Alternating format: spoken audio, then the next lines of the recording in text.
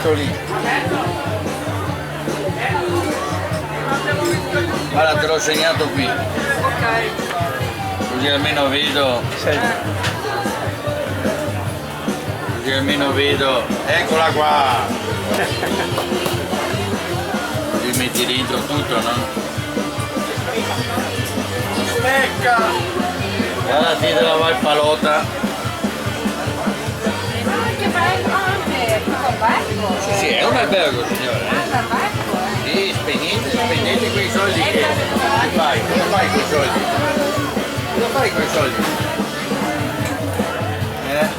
Cosa fate con i soldi? O no? Sei militare, è un po', no? Cosa fai te con i soldi, no?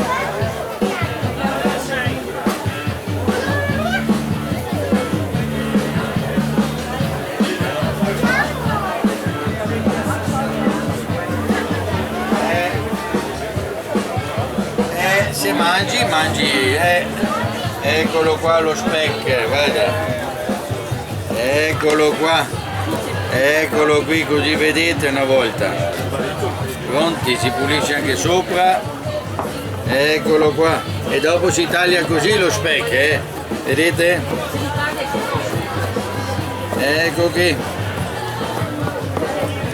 grande, eccolo qua. E dopo si mangia speck, pronti e via, pronti con lo speck.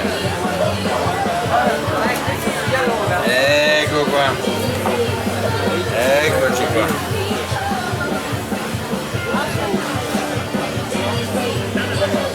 Pronti, pronti, c'è lo speck.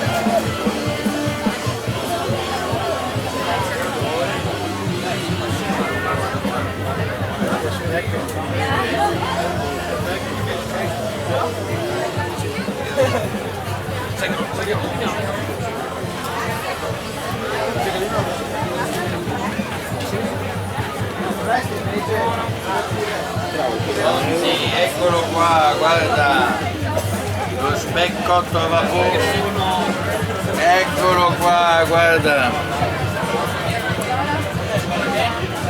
Questo è il cotto nel forno della pizza, 180 gradi per 5 ore. Senti qua che buono, questa è una bomba atomica. Pronti, speck cotto, eccolo qua, eccolo qua, senti qua che roba. Questo è cotto a vapore. Questo è cotto al forno con il pane, no? Messo intorno pane.